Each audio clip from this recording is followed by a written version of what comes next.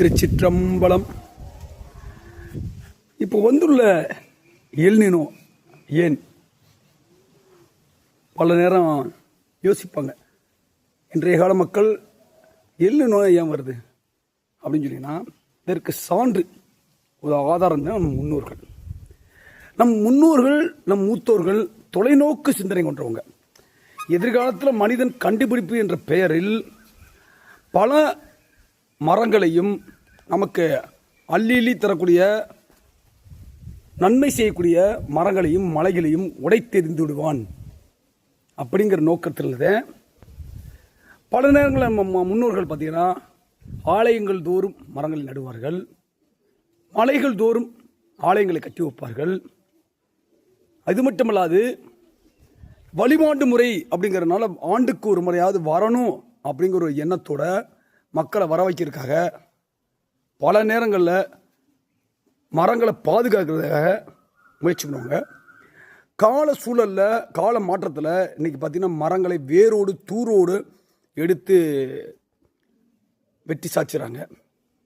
அதுக்கு நம்மளுடைய இயற்கை சூழலையை வெட்டும்போது வளர்ச்சி தேவையா அப்படின்னு சொல்லி யோசிக்கும்போது வளர்ச்சி ஒரு பக்கம் தேவைப்படுது. ஆனால் பெருமளவு மரங்கள் வெட்டப்படும் போது அந்த இயற்கை இந்த மரங்கள் இருந்தால் தாங்கும். உதாரணத்துக்கு பார்த்தீங்கன்னா நம்ம மரங்களை அந்த காலத்தில் ஒரு 1000 மரம் இருக்குது அப்படின்னா ஒரு காற்று அடிக்கும்போது அந்த 1000 மரம் தாங்கும். இதே 10 மரம் தான் என்ன ஆகும், அந்த காற்று அடிக்கும்போது நொங்கிடும். இதை முன்னிட்டு நம்மளுமே இல்லங்கள் தோறும் மரம் வளர்ப்போம்னா இல்லங்களில் இடம் இல்லை மரம் வளர்க்க. அப்போ மக்கள் எல்லோருமே தங்களுடைய பிறந்த நாள், நினைவு நாள், திருமண நாள் அப்போ மரங்களை கொண்டு போய் மரக்கன்றுகளை கொண்டு போய் அருகில் உள்ள உங்களுடைய குலதெய்வ ஆலயங்களில் நட்டுருக்கீங்க, இன்னும் சிறப்பாக இருக்கும். ஆனால் மரத்தோட பெருமையை நம்ம அறிஞ்சிக்கணும். நம்ம என்ன பண்ணுறோம், அண்டமும் பிண்டமும் ஒன்று. நம்ம குடல் டீசல் நிறையா கொடுக்குன்னு சொல்லி குடலை வெட்டி எடுத்துறது, நம்மளுடைய கல்லீரல் எரிவாயு கொடுக்குன்னு சொல்லி அதையும் வெட்டி எடுத்துறது, நம்மளுடைய பித்தப்பை உங்களுக்கு மீத்தேன் ஈத்தேன் வாயு கிடைக்குன்னு சொல்லி வெட்டி எடுத்துறது. அப்போ நம்ம உடம்பு என்னாகும், அதே மாதிரி இந்த பூமியும்.